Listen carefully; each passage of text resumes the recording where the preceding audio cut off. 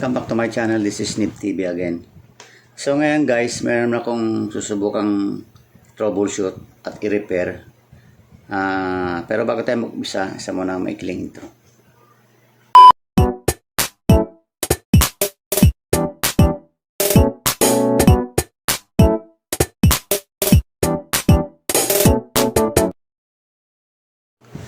Ito guys ang sinasabi kong susubukan ko kasi ito ay biglang nagloko. Kaninang umaga lang pagkagising ko. Kasi ito yung ginagawa ko parang pinaka yung speaker ng aking laptop. So, kung naalala niyo to, ni-repair ko na dati ito. Ito, ang sira nito dati yung kung maalala ko yung sa diode niya yata. Pinalitan ko yung diode. Kaya gumana, nagka-power. Kasi dati wala tong power. Yan, ngayon guys, sasaksak ko Ito yan, sasaksak. Yan. May power na siya kasi ito ang problema niya naman ngayon. Yan, narinig niyo ba guys? Parang maugong siya. So, hindi ako kanina manonood sana ako ng early morning news, kailang ganyan ang tunog. Tapos ito naman tong dalawang maliit na to, nakita nyo, parang yung kasi tatlong bagay ito. Itong ginawa kong high, ito yung mid. Tapos meron ako ditong malaki na speaker dito sa baba. Yan ang pinaka base ko. Ito, nakakonect yan dito. Okay, dito connect natin. Ayan. O natin ulit diba? So may diferensya. Yan ang titignan natin kung anong problema niyan. Maring dito sa loob yan. Try natin. Baka merong mga mga piyesa na may problema or may mga lumuwag na lang dyan. Titignan natin. Malalaman pa natin. So yan na muna natin. Bubunutin ko muna uli. Yan, wala na yan. Binunot ko na. Okay. So troubleshoot natin. First time ko lang guys ma-encounter to, so wala pa akong idea kung ano ang kuha nito, ang diferensya. Pero bubuksan muna natin guys. Ito yung pinakalikod.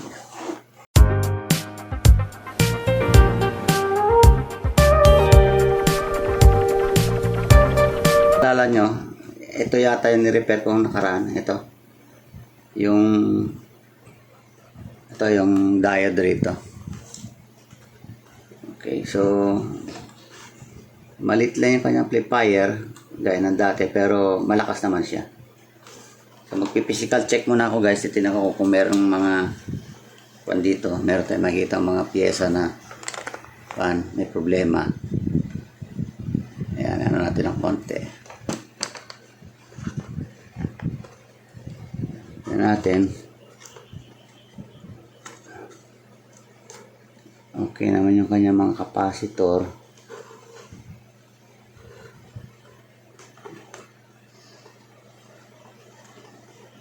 Ito, speaker ito eh.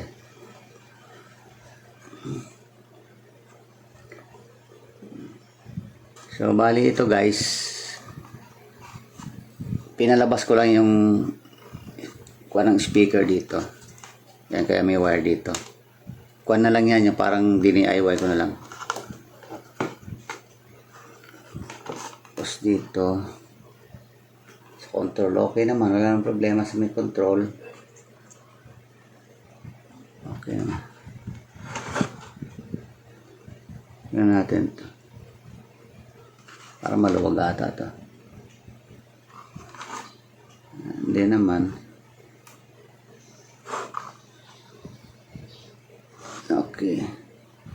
So, gagawin ko guys, siguro may mga lang yan, mga dry, mga tawag dyan, yung mga dry solder. So, ang gagawin natin is, re-resolder ko muna to. Painitin ko na aking soldering iron. I-try ko na resolder to yung mga dating pinalitan ko na rito, pyesa. Baka lumuwag lang siya. Kasi syempre bumabayo to pag tumutunog. Nababibrate. Siguro sa lakas ng vibration. So gagawin ko muna, papainitin ko ang aking soldering iron, balikan ko na lang kaya. So guys, mainit na yung aking soldering iron. Bali, lahat ng mga may paa rito ng capacitor, gaya nito, i-resolder ko lang, pati dito. Kasi maaring nagkaroon na ng yan, dry solder, yung parang tuyo-tuyo masyado. Parang nagkakaroon na siya ng tawag dyan, yung pagluwag or cold solder, pwede rin tawagin ko. So try lang natin. Hindi ko sure na yun ang pinaka-remedy. Tatry lang natin. Kaya nga, trial and error. Subukan lang natin. Baka sakal mo. Okay. So dito, may capacitor dito. Pasadala natin ng kahit sandali.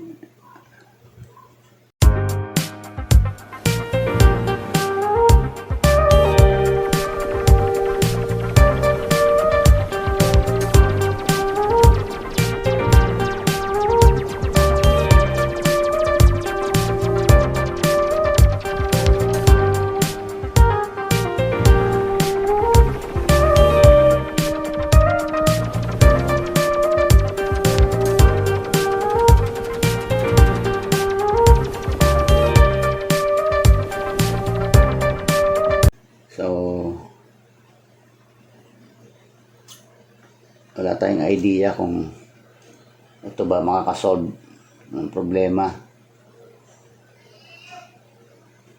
Solder. Tapos press lang natin para yung mga tilamsik-tilamsik ng ng soldering wire, mga solda, matanggal yung mga magdikit-dikit.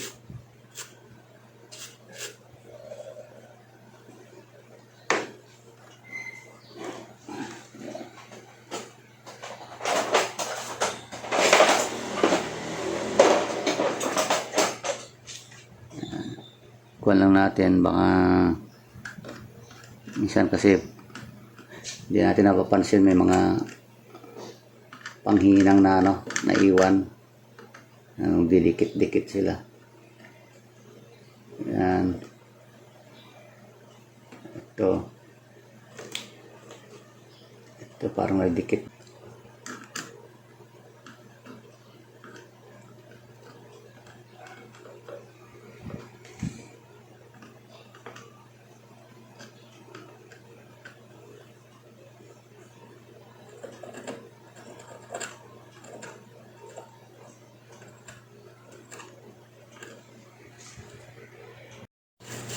Ayan guys, mukhang okay na to. Try natin. Testingin natin kung may ugong pa rin. Ayan na natin muna ito. Okay. So, ito guys, sasaksak ko na uli. Ayan guys, sasaksak ko. Saksak natin. On natin. Ayun. Nawala guys yung ugong, no? Yan, no? Naka-on na yan, no? Off natin. Yan, nawala na yung ugong. Mukhang na-tsambahan natin, Kasi ba yung ito. Try natin connect to yung isang speaker na connection. Saan ba yan?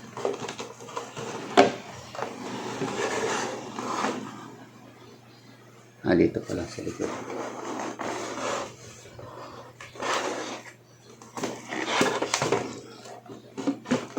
Dito. Ito pala. Connect natin dito. Tingnan natin kung may ugong pa rin siya. Bali ito guys, tong ano to, dito yan sa speaker na maliliit. Try natin. O yan, wala na. Wala nang ugong guys. Good. So, ibig sabihin na solve natin ang problema. Ano lang, resolder lang palang kailangan. Bunutin ko muna guys. So, isasara ko muna to guys. Tapos, itetestingin natin sa laptop ko kung tutunog na ba siya.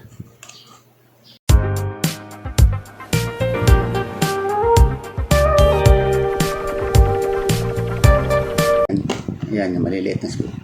Tapos ito guys, kukunik natin dito. Tayo lang natin guys, nag-boot up pa lang yung aking computer. Connect natin dito. Ayan. Okay, hintayin lang natin guys ha. Para ma-testing lang natin. So okay na siya, no? Saksak ko muna to. Ayan. Ano, na-on na siya, oh. Wala na yung ugong, di ba? On lang natin. Tapos hintayin lang natin guys yung ating computer mag-lock up. Mag-boot pala. Boot up. Tapos testing natin. Sana okay na siya.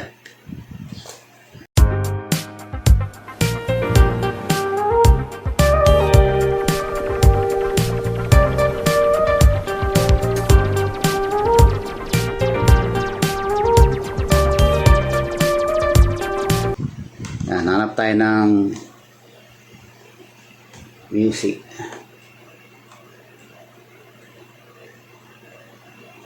Hindi, kahit hindi na music, kasi pag music baka ano pa tayo, copyright. Ito na lang yung kahit anong program, kasi ititesting lang naman natin yung sound. So yan na, i-on ko guys ha. Yan ako na, i-volume ko pala.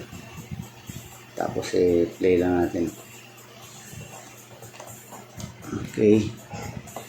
Sasaksak na ba siya maigi? Yan. Skip ads natin. Ayan. Sa Amerika! Okay na guys. Ang tindi, no? Amerika Narinig pa niya? nagkaso sa kanya. Ayan oh. Woot, woot! Wala na yung distorted sound kanina, parang Ay, mugong. banda ko sa FB ka. Oh, yan. Anyway. Si Andres Bautista. Ayan guys, oh. nagsusuhan Kitang-kita sa niya na. stick. Nakakonect siya dito. Bunutin natin para yan. Walang tunog, di ba? Balik natin. Ayan na. US government sues Andres Bautista for money. Bunutin natin. Okay. Flags 1 billion ill-gotten wealth. Okay. Hoy, Krappler. So, nasolve na natin guys. Buti, ganun lang ang kanyang diferensya at nakuha sa resolder. So, kung nagustuhan nyo to guys, yung aking ginawang pag troubleshoot at saka pag fix sa problema, paki-like and share guys, and don't forget to subscribe to my channel Nib TV, and also press the notification bell para ma-update kayo sa mga sunod pa mga video.